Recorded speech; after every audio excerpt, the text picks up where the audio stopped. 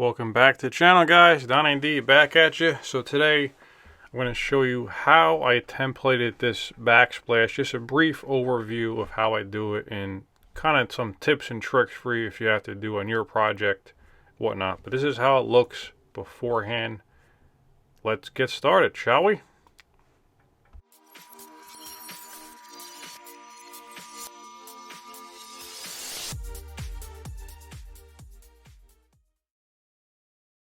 Okay, just a couple tips I'll go over before I actually get started on the install here. Going to be a lot of cuts in the video and whatnot, but right now I'm just going to show you how I'm going about it, how I've done it over the years and the methods I like to do to make a successful template. So first off, I like to use Luan, which is about an 1/8 inch to 3/16 you get at a big box store, and then I take a circular saw with a rip guide on it, similar to like a table saw, which you can use as well. And you rip it down, but you absolutely have to make absolutely sure that they're perfectly straight. You don't want to put them on a table saw and they're bouncing this way and that way and it's on an angle.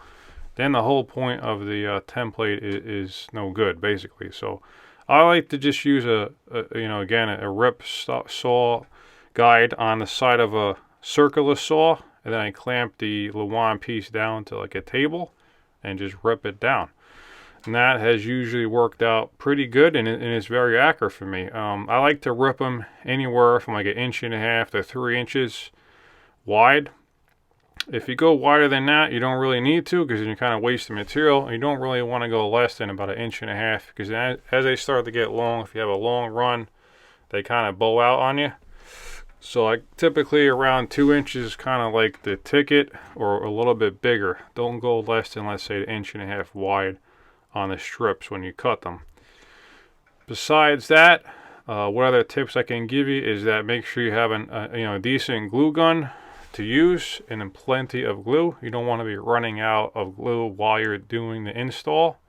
And as you do the template, it's very important to be as accurate as absolutely possible, because this is what you're basing your whole layout off of, your cuts, everything. So take your time when you do the template.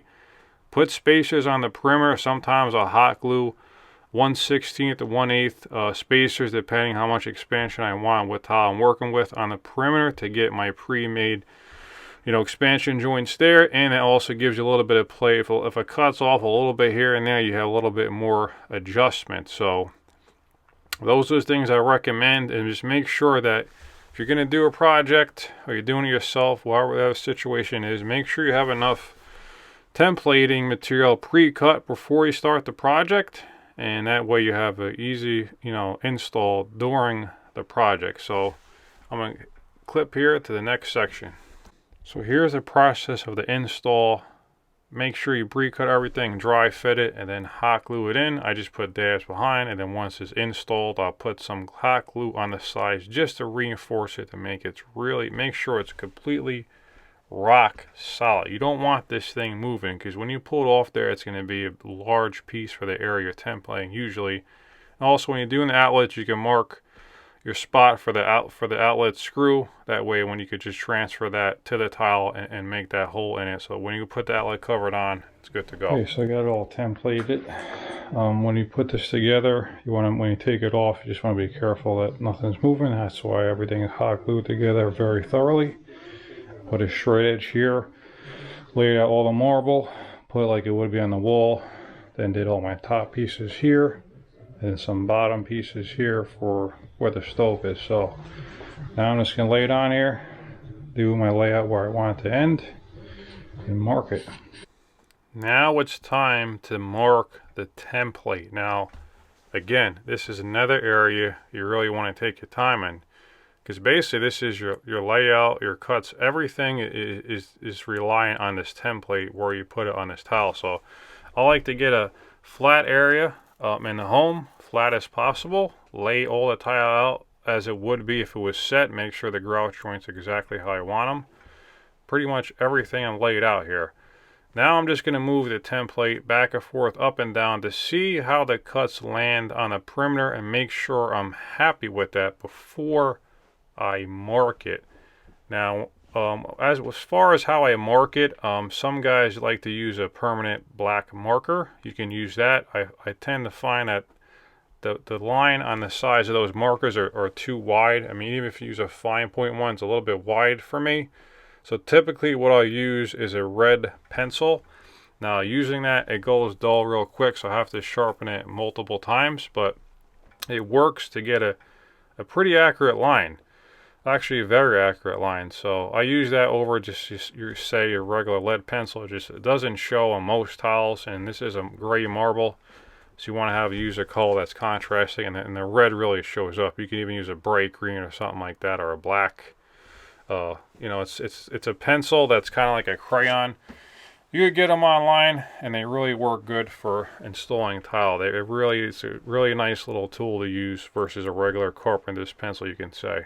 But as far as when you mark it and then you cut it, one thing I would say is when you mark that line, you got to remember you're on the outside of the template. So when you make that cut, you want to stay on the inside of the line. And what I mean by that, say I mark an edge and the cut, I want it, you know, the end of the template's on the left and I'm marking on the right.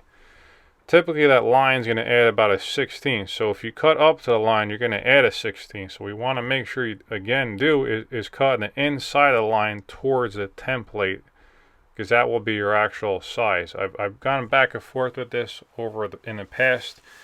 And what you could do is mark the whole template, take 2 sheets off there of the mosaics, and then cut them. And then just put them on the wall and see how the cut looks. If it's a little bit short, keep the line. If it's a little bit long, take the line, and kind of adjust from there as you go, as you do these type of projects.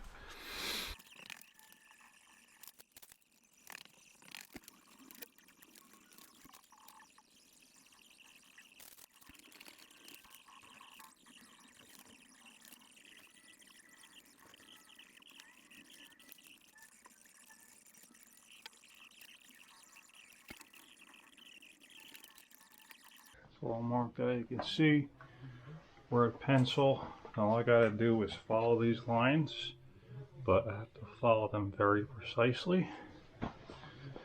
That way everything fits back. I have a little bit of play to the bottom, pretty much beyond the counter. To the top of it, got about a 16th or so, so I might take that line off. Give me maybe another 32nd or 16th play on the top, but either way, should be good to go. So just gotta cut it in.